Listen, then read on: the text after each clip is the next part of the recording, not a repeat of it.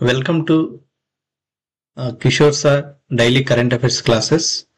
ఈరోజు daily current affairs లో భాగంగా మనం జాతీయ, అంతర్జాతీయ, రాష్ట్రీయ అంశాల గురించి, మరి రాజకీయ, శాస్త్ర సాంకేతిక మరియు ఎకనామిక్ అంటే ఆర్థిక అంశాల గురించి కూడా మనం డిస్కస్ చేసుకుందాం.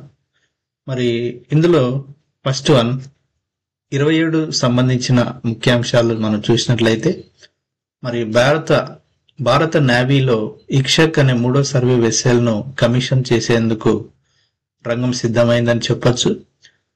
మరి సెకండ్ పాయింట్, ప్రధానమంత్రి నరేంద్ర మోడీ గారు సర్దార్ పటేల్ పొరుగు వారసత్వాన్ని గౌరవించడానికి అక్టోబర్ 31న ఐక్యత రన్ లో జాయిన్ అయ్యాలని ప్రజలను ఆహ్వానించడం జరిగింది. మూడవ అంశము, కేంద్ర గృహ శాఖ మంత్రి అమిత్ షా ముంబైలో ఇండియా మ్యారిటైమ్ వీక్ ను 2025 ను ప్రారంభించారు. ఫోర్త్ వన్, భారతదేశం యొక్క శాస్త్రీయ భాషలు, భారతదేశ వారసత్వాన్ని సంరక్షించడం మన బాధ్యత అని గుర్తు చేయడం జరిగింది. అలాగే ఫిఫ్త్ వన్, భారత ఆసియన్ భాగస్వామ్య సదస్సు మలేషియా కౌలాలంపూర్ లో జరుగుతుంది. బాలోత్సవం 2025, అణుశక్తితో నడిచే క్రూయిజ్ క్షిపణి మరి రష్యా తయారు చేసిందని చెప్పొచ్చు. ఎయిత్ వన్, మరి మన్ కీ బాత్ కార్యక్రమంలో ప్రధాని నరేంద్ర మోడీ గారు కోరాపుట్ కాఫీని ప్రశంసించడం జరిగింది. నైన్త్ వన్, చైనాలో రవీంద్రనాథ్ ఠాగూర్ విగ్రహాన్ని ఆవిష్కరించారు. మరి 10th వన్, తెలుగు రాష్ట్రాలకు చెందిన 4 రాష్ట్రీయ విజ్ఞాన పురస్కారాలు బహుకరించడం జరిగింది. ఇవి అక్టోబర్ 27కు సంబంధించిన ముఖ్యాంశాలు. ఈ ముఖ్య అంశాలను మనము మరి వివరణగా డిస్కస్ చేసుకుంటే, మరి ఫస్ట్ వన్, భారత నావికా దళంలో స్వదేశీయంగా నిర్మించిన సర్వే వాహక నౌక ఇక్ష్వాక్ ను మరి 2025 నవంబర్ 6వ తారీఖున కమిషన్ చేసేందుకు మరి ఏర్పాటు చేయడం జరిగింది. మరి ఎక్కడ కమిషన్ చేస్తున్నారంటే కోచి నేవల్ బేస్ లో దీన్ని మరి కమిషన్ చేయడం జరుగుతుంది. మరి ఈ కమిషన్ కార్యక్రమానికి మరి చీఫ్ అడ్మిరల్ అయినటువంటి దినేష్ కే త్రిపాఠి గారు మరి ఈ కార్యక్రమానికి అధ్యక్షత వహిస్తున్నారు. కాబట్టి మన నేవీ చీఫ్ అడ్మిరల్ ఎవరు అంటే దినేష్ కే త్రిపాఠి. సో ఆ విధంగా మనకు బిట్ అడగడం జరుగుతుంది. నేవీ చీఫ్ అడ్మిరల్ దినేష్ కే త్రిపాఠి. మరి భారత నౌకాదళము 2025 నవంబర్ 6వ తారీఖున ఏ సర్వే వాహక నౌకను కమిషన్ అంటే ప్రారంభించడం జరుగుతుంది అంటే ఆ వాహక నౌక పేరు గుర్తు పెట్టుకోవాలి మీరు, ఇక్షక్ అనే వాహక నౌక. సో ఇది ఈ 2 పాయింట్స్ గుర్తు పెట్టుకోండి. నెక్స్ట్ వన్, ప్రధానమంత్రి సర్దార్ పటేల్ పొరుగు వారసత్వాన్ని గౌరవించడానికి అక్టోబర్ 31న ఐక్యత రన్ లో జాయిన్ అయ్యేలా ప్రజలను ఆహ్వానించడం జరిగింది. సో ఐక్యత రన్ మరి ఎవరి జ్ఞాపకార్థం అంటే సర్దార్ వల్లభాయ్ పటేల్. ఈయన మన భారతదేశానికి మొట్టమొదటి డిప్యూటీ ప్రైమ్ మినిస్టర్ గా మరి హోమ్ మినిస్టర్ గా కూడా వర్క్ చేయడం జరిగింది. మరి ఈయన ప్రధాని నరేంద్ర మోడీ గారు ఆయన జ్ఞాపకార్థం జాయిన్ రన్ లో మరి ఐక్యతా రన్ అంటే మరి ఇంగ్లీష్ లో మనం ఇక్కడ రన్ ఫర్ యూనిటీ అని, ఐక్యతా రన్ అంటే it is a run for unity అనే కార్యక్రమంలో పాల్గొనాలని పిలుపునివ్వడం జరిగింది. మరి ఈ కార్యక్రమం సర్దార్ వల్లభాయ్ పటేల్ 150 జయంతి నాటికి సంబంధించిందని చెప్పొచ్చు. ఈ కార్యక్రమం రాష్ట్రీయ ఏకతా దివాసాన్ని సూచిస్తుంది. అంటే ఎవరి జ్ఞాపకార్థము రాష్ట్రీయ ఏకతా దివాస్ ను జరుపుకుంటామంటే సర్దార్ వల్లభాయ్ పటేల్. మరి ఆయన జ్ఞాపకార్థం ఇటీవల ప్రధాని నరేంద్ర మోడీ గారు ప్రారంభించిన కార్యక్రమం ఏదంటే రన్ ఫర్ యూనిటీ అనే కార్యక్రమం. ఏ రోజు రాష్ట్రీయ ఏకతా దివాస్ ను జరుపుకుంటాము అని కూడా అంటారు. ఏ రోజు అంటే అక్టోబర్ 31 అని చెప్పచ్చు. సో ఈ విధంగా మనకి ఈ టాపిక్ లో బిట్స్ రావడానికి అవకాశం ఉంది. నెక్స్ట్ వన్, కేంద్ర గృహ శాఖ మంత్రి అమిత్ షా ముంబైలో ఇండియా మ్యారిటైమ్ వీక్ 2025 ను ప్రారంభించారు.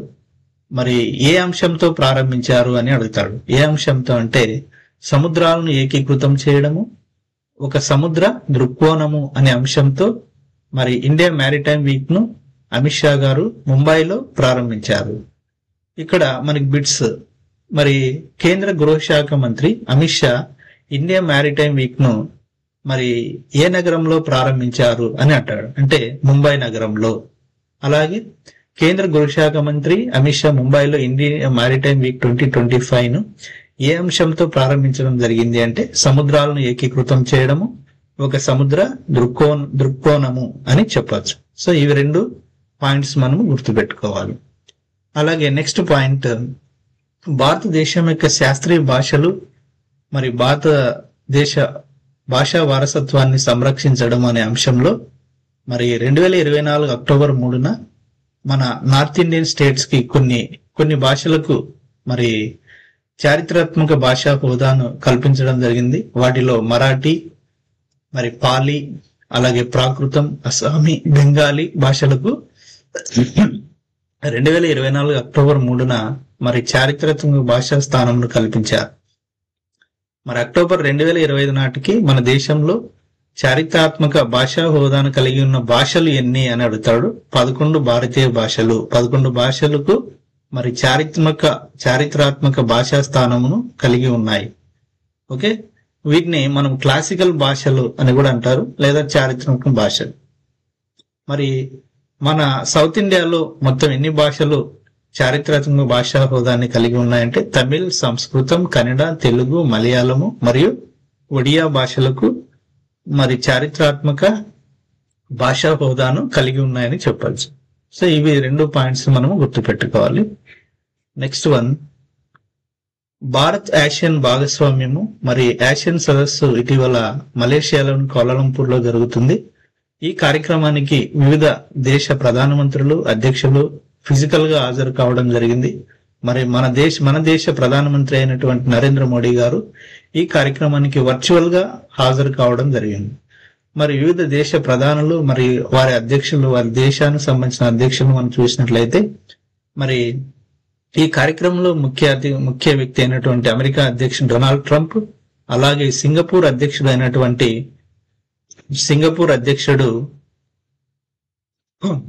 లారెన్స్ వాంగ్, అలాగే తూర్పు తైమోర్ అధ్యక్షుడు షనానా గుస్మోవో, అలాగే వియత్నాం అధ్యక్షుడు పామ్ మిన్ చిన్, కంబోడియా అధ్యక్షుడు హూన్ మానెట్, మలేషియా అధ్యక్షుడు అన్వర్ ఇబ్రహీం, లావోస్ ప్రధానమంత్రుడు మరి సోనెక్స్ సిపాండో, ఫిలిపియన్ అధ్యక్షుడు మార్కోస్ జూనియర్, బ్రూనై సుల్తాన్ అసనాల్ బాల్కోయా, ఇండోనేషియా అధ్యక్షుడు ప్రభో సుబాంటో, వీళ్ళంతా కూడా మరి ఈ కార్యక్రమానికి ఏషియన్ సదస్సుకు ఫిజికల్ గా హాజరు కావడం జరిగింది. మరి ఈ కార్యక్రమంలో ఒక ముఖ్యమైన అంశం ఏమిటంటే మరి 11వ సభ్య దేశంగా ఆసియాన్ లో చేరిన దేశం ఏది అని ఉంటాడు. కాబట్టి ఇటీవల ఈ సదస్సులో మరి తూర్పు తైమోర్ అనే దేశము 11వ సభ్య దేశంగా మరి ఈ సదస్సులోకి మరి ఈ ఆసియన్ సదస్సులో మరి ఆసియన్ లో భాగస్వామ్య దేశంగా 11వ దేశంగా చేరింది. కాబట్టి ఆసియన్ లో 11వ సభ్య దేశంగా చేరిన దేశం ఏదంటే తూర్పు Timor. Okay, next one, November 7 నుంచి వివిఐటియు బాలోత్సవం 2025 అనే కార్యక్రమం గుంటూరు జిల్లాలోని నంబూరులోని Vasireddy Venkatadri international technological university ప్రాంగణంలో నవంబర్ 7 నుంచి 9వ తారీఖు వరకు నిర్వహించనున్నారు.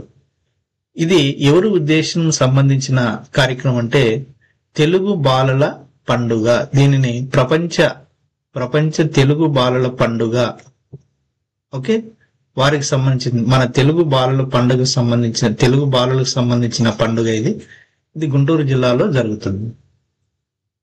నెక్స్ట్ వన్, అణుశక్తితో నడిచే క్రూయ క్షిపణి మరి ప్రపంచంలోనే తొలిసారిగా రష్యా దేశము మరి అణుశక్తితో నడిచే ఒక క్రూయిజ్ క్షిపణిని తయారు చేసింది.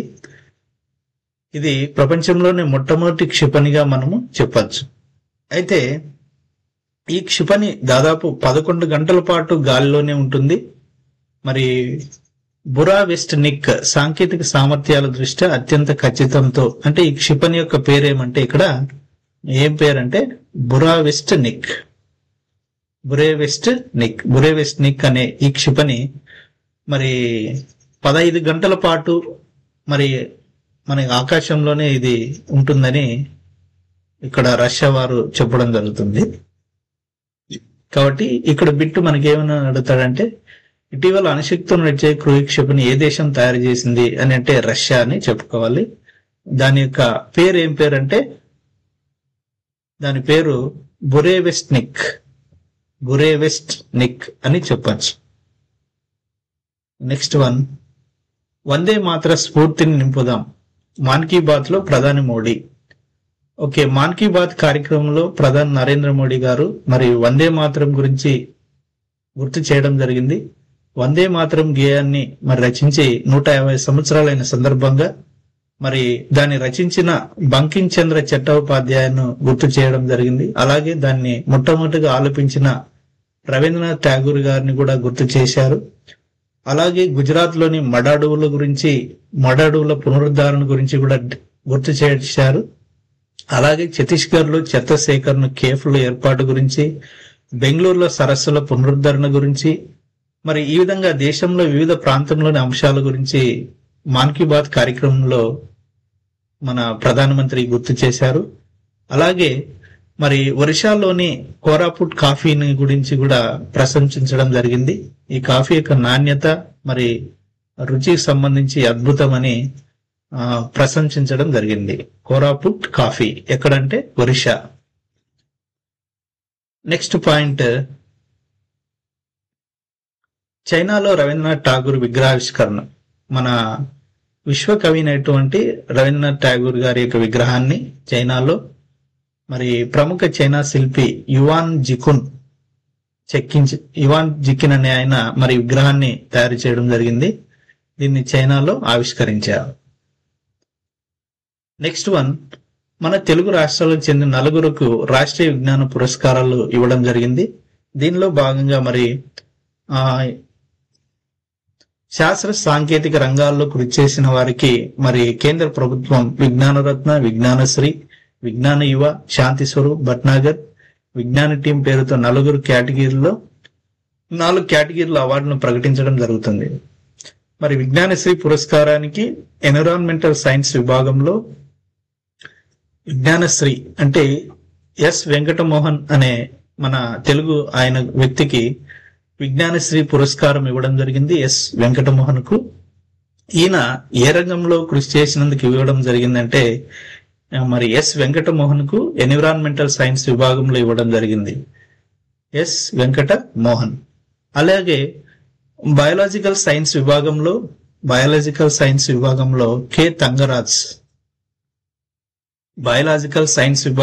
కె తంగరాజ్ కు మరి పురస్కారం ఇవ్వడం జరిగింది. అలాగే విజ్ఞాన యువ శాంతి స్వరూప్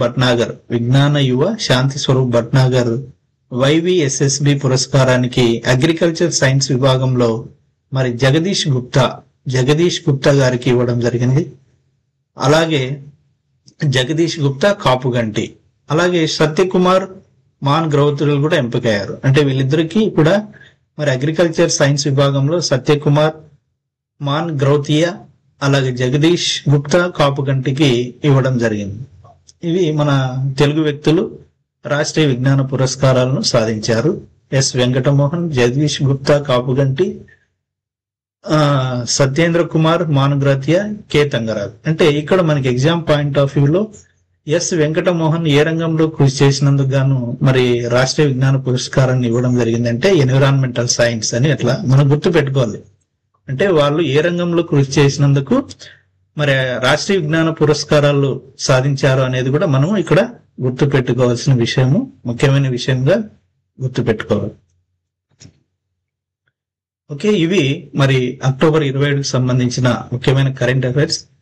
ఓకే, ఈ ఛానల్స్ లో మీకు మరి మీ ఎగ్జామ్ పాయింట్ ఆఫ్ వ్యూలో కరెంట్ అఫైర్స్ ఏ విధంగా వస్తాయని ఒక విశ్లేషణాత్మకంగా మీకు ప్రజెంట్ చేయడం జరుగుతుంది. కాబట్టి మా యొక్క ఛానల్ను రెగ్యులర్ గా వాచ్ చేయండి. మరి ఓకే, సబ్స్క్రైబ్ చేసుకోండి. మరి మా daily current affair classes daily upload అవుతాయి. కాబట్టి చూసి మీరంతా మీ యొక్క విజయానికి మా యొక్క క్లాసులు తోడ్పాటు అవుతాయని ఆశిస్తూ సెలవు తీసుకుంటున్నాం. Thank you very much.